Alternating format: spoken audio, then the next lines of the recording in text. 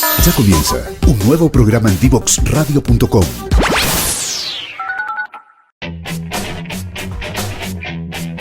Divoxradio.com.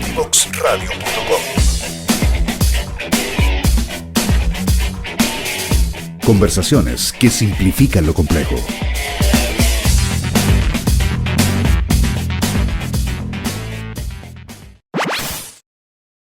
Ya estamos de vuelta en día cero y darle la bienvenida a los que se están sumando y quiero pasar hoy un poco a conectar lo que hablábamos en la introducción con la entrevista de hoy, que se conecta mucho. Nuestra entrevistada del día de hoy es Daniela Sáez. Ella es ingeniera electrónica y líder femenina en STEM. Hola Daniela, ¿cómo estás? Hola Belén, súper bien, muchas gracias por la invitación y ojalá que sea un programa súper provechoso en donde podamos hablar de temas muy interesantes. La verdad, a mí me encanta el tema del activismo, así que espero aportar a toda la gente que nos está viendo.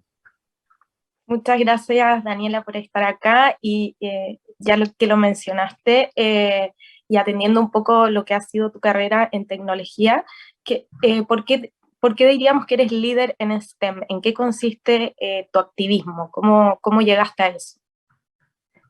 Hoy, para comentar un poco de lo que es mi activismo, tendría que contar un poco también de mi historia de vida. Yo soy de una familia súper humilde, mi papá trabaja en la construcción, de hecho es analfabeto, mi mamá fue asesora de hogar durante casi toda su vida, y en este seno de esta familia súper humilde nací yo, y mis padres desde muy pequeña me inculcaron que yo tenía que estudiar, que era como la herencia que me podían dejar. Entonces, a los 12 años me cambiaron de colegio a un colegio emblemático, y ahí en el 2008 en Chile no se hablaba absolutamente nada de robótica, o sea, un taller de robótica era algo totalmente extraño. Pero justo en ese liceo a una chica un poco más grande, sería primero medio, segundo medio, se le ocurrió hacer un taller de robótica autodidacta. ¿Y qué significaba esto? Que teníamos que aprender sin ningún profesor, sino que nosotras desde internet. Y fue muy chistoso porque en realidad mis padres ese año me habían comprado mi primer computador, o sea, yo estaba recién ingresando al mundo de la tecnología y prácticamente me lancé enseguida a programar con la robótica, o sea, fue algo de verdad, si uno lo piensa, muy extremo para aprender algo de informática, por así decirlo. Tampoco existían los lenguajes en bloques que existen hoy en día, entonces yo programé con algo parecido al lenguaje C. De verdad fue muy entretenida esa experiencia y bueno, pasar los años, ¿cierto? Y me fui dando cuenta, haciendo proyectos, yendo a ferias científicas, a competencias de robótica, que había cierta brecha con las mujeres en estas áreas y que además éramos súper poquitas. O sea, yo no me daba cuenta en el liceo porque era un liceo de niñas, pero ya salir como afuera, éramos como el grupo de mujeres o las raras porque éramos, no sé, de 100 grupos, éramos de verdad las únicas mujeres a veces en las competencias. Entonces me lo empecé a cuestionar eh, y dije, ok, algo raro pasa aquí, porque esto es entretenido, la robótica es súper entretenida, la programación es súper desafiante y hay muchas posibilidades para hacer con ella más adelante, en el futuro, pensaba yo a mis, no sé, 12 años. Entonces, ya cuando cumplí los 18, salí del liceo, me invitaron a formar parte de un voluntariado que se llama Girls in Tech en ese tiempo, ahora pasó, cambió de nombre, y ahí me di cuenta que de verdad no era algo que yo estaba inventando, sino que era un problema real, que de verdad habían pocas mujeres en tecnología, que habían ciertas causas, que en realidad tampoco había tanto interés, como que la gente ni siquiera se lo cuestionaba. Entonces ahí empecé a cumplir este rol de activista, de potenciar a más mujeres y niñas jóvenes en estas áreas, porque yo siento que es súper importante y se puede empezar de cualquier edad. ¿Y por qué tú crees que pasaba esto de que había esta brecha tan grande? ¿Crees que haya, no sé, que no se enseñe tanto en los colegios, no se le motive a las niñas a estudiar estas carreras? ¿Puede ser como uno de los factores?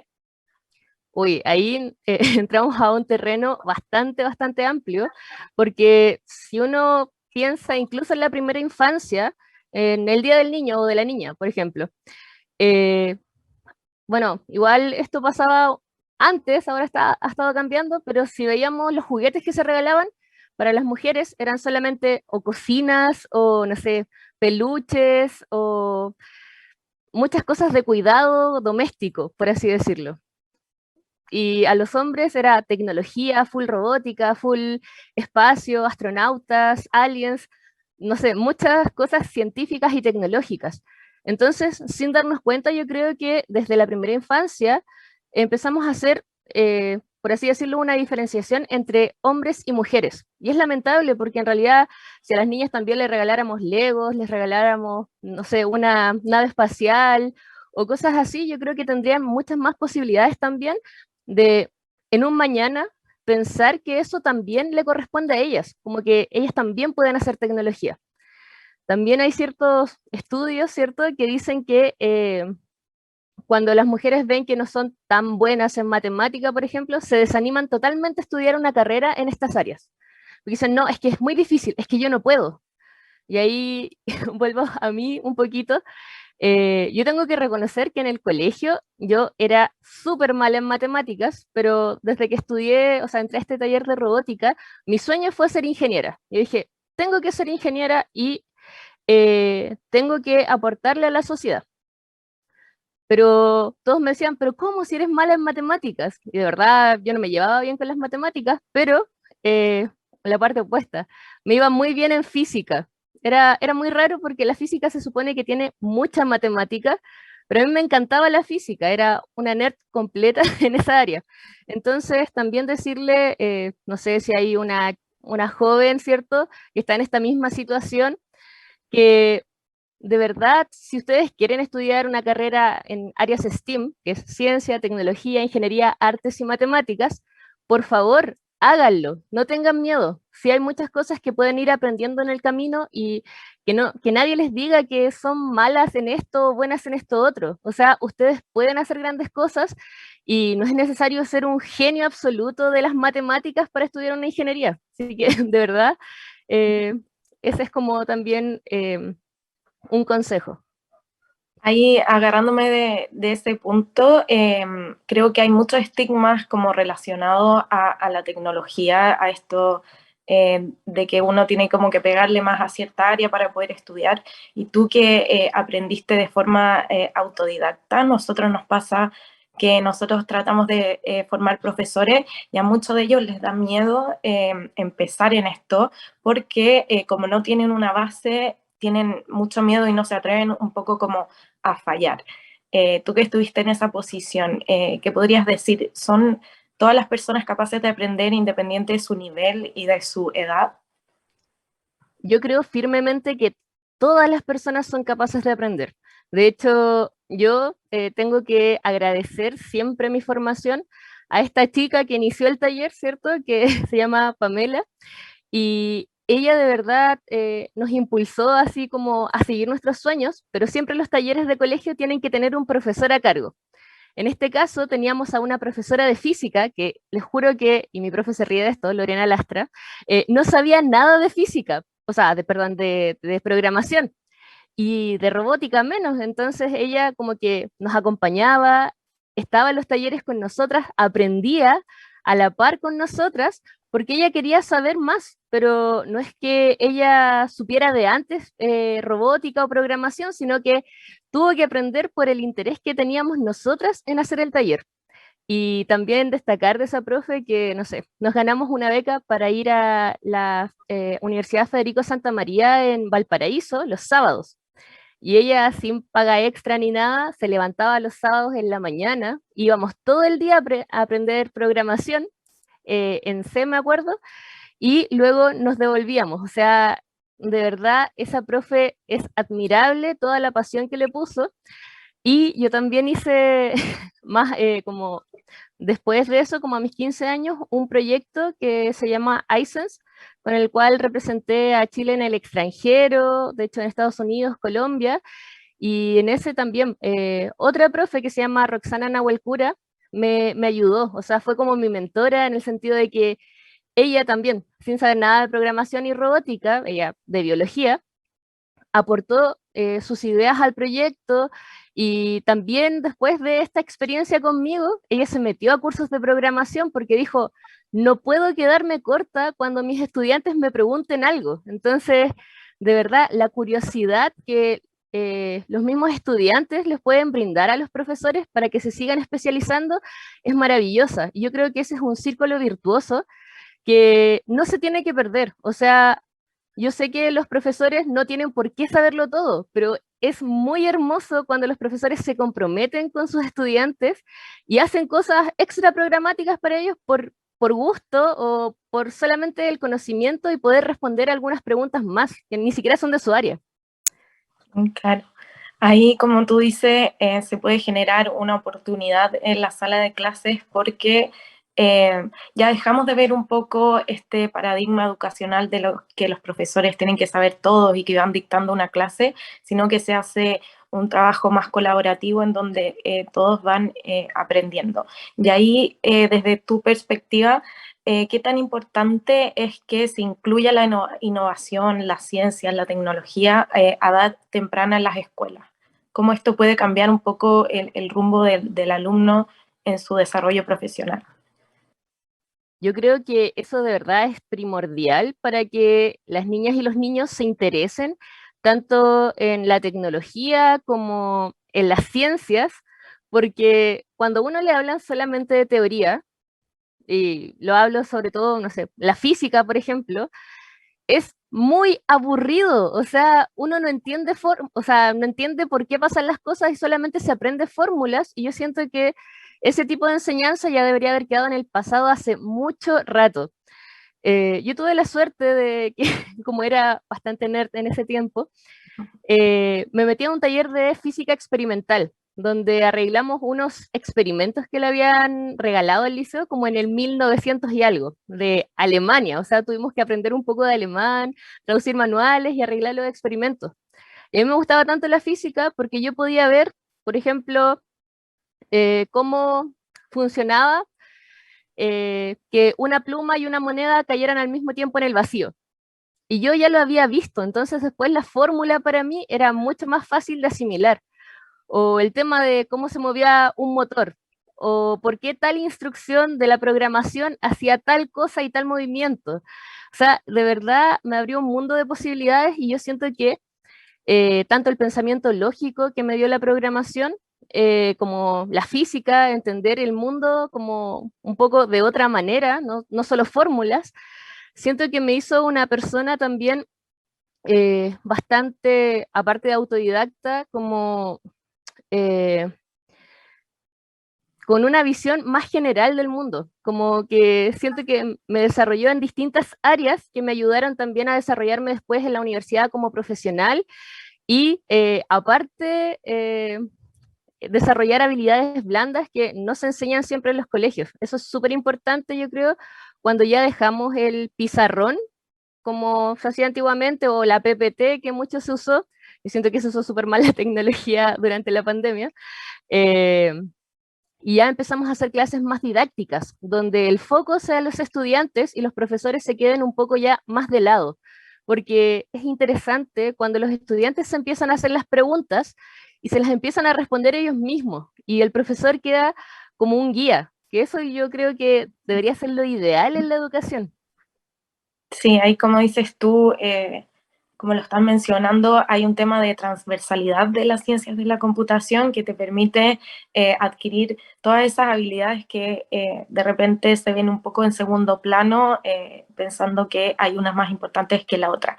Me gustaría preguntarte cuál es tu sueño dentro de tu labor como activista STEAM.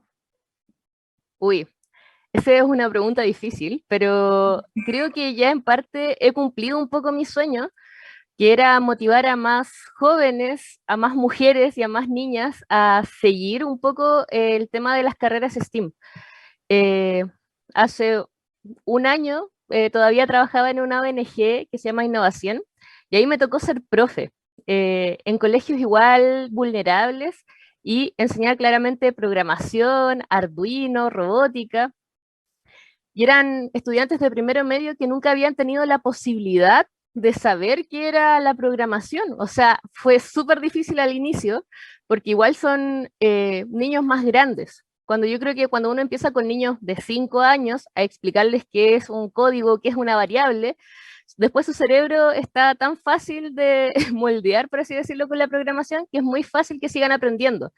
Pero ya con personas un poquito mayores, con niños sobre todo, a esa edad, es un poco difícil porque ellos tienen otros intereses, ¿ya? No, no es porque no puedan aprenderlo. Entonces me costaba concentrarlos y era como justo en el tiempo después de que estaban todo el día en la casa y pasaron algunos días a ir presencial. Entonces ya, esa fue una experiencia súper dura, pero me di cuenta que ellos nunca habían tenido la posibilidad de usar el Internet como una herramienta para buscar contenido educativo, para buscar proyectos, por ejemplo, de Arduino, y a muchas niñas y a muchos niños se les abrió así como un universo de posibilidades porque ellos decían, cuando yo les decía, oye, pero si pueden hacer, no sé, un basurero inteligente, a fin de año van a poder hacer un proyecto así, o no sé, un puente, o cualquier cosa, lo que ustedes se imaginan. Y me decían, no, profe, yo nunca voy a aprender. Y después lo veía a fin de año así como, "Ah, profe, mira lo que hice, un basurero que uno se acerca a la mano y se abre solo". Ya, y estaban súper emocionadas, emocionados, y logramos incluso que en el colegio se abriera como la carrera de técnico en programación. Wow. Y muchas niñas, de hecho, me decían, profe, es que yo quiero ser como usted, es que yo quiero estudiar programación. Entonces, que me llegaran ese tipo de mensajes, de verdad, era un orgullo tremendo para mí. O sea, ya estaba haciendo un pequeño cambio. Y también, bueno, otra experiencia más personal es que una chica a sus 12 años me dijo, oye, yo quiero ser como tú, quiero viajar, quiero hacer cosas con robótica. Y yo le dije, ya, yo te voy a ayudar, pero gran parte de esto va a ser también tu esfuerzo. O sea, yo te voy a mandar todos los talleres que encuentre, las charlas, te voy a motivar a hacer más actividades y también te voy a decir que esto es mucho de hablar con gente. Y ella era muy tímida. Y bueno, ahora tiene 17 años y en octubre se va a ir a el Mundial de Robótica en Suiza. Entonces ahí como que estoy muy orgullosa de mi ahijada científica, como yo le llamo, porque de verdad yo siento que a veces pequeños cambios y pequeñas acciones que podamos tener como personas pueden impactar mucho en la vida de otros, y sobre todo si podemos impactar en la vida de los jóvenes que van a ser el futuro. Yo de verdad me siento por pagada y ese es uno de mis sueños como activista, que más gente sienta que la tecnología y la programación, la informática, en realidad todas las áreas STEAM son importantes para el futuro. Qué emocionante, Daniela, lo que nos cuentas. La verdad es que, como tú dices, pequeñas acciones pueden hacer grandes cambios y te felicito por todo lo que haces y el gran apoyo a todas estas niñas y jóvenes de nuestro país.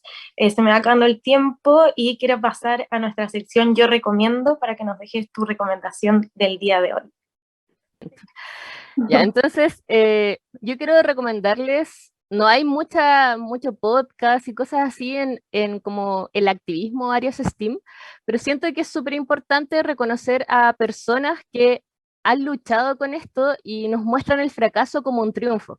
En ese caso les voy a recomendar a una youtuber que se llama Simone Grietz, que es como la madre de los robots inútiles. Ella era una estudiante del MIT y le encontraron un tumor cerebral. Entonces ella se tomaba la vida muy en serio y de repente empezó a hacer robots inútiles. Yo creo que ustedes lo han visto, así como que un despertador que tiene una mano plástica y te pega para despertarte.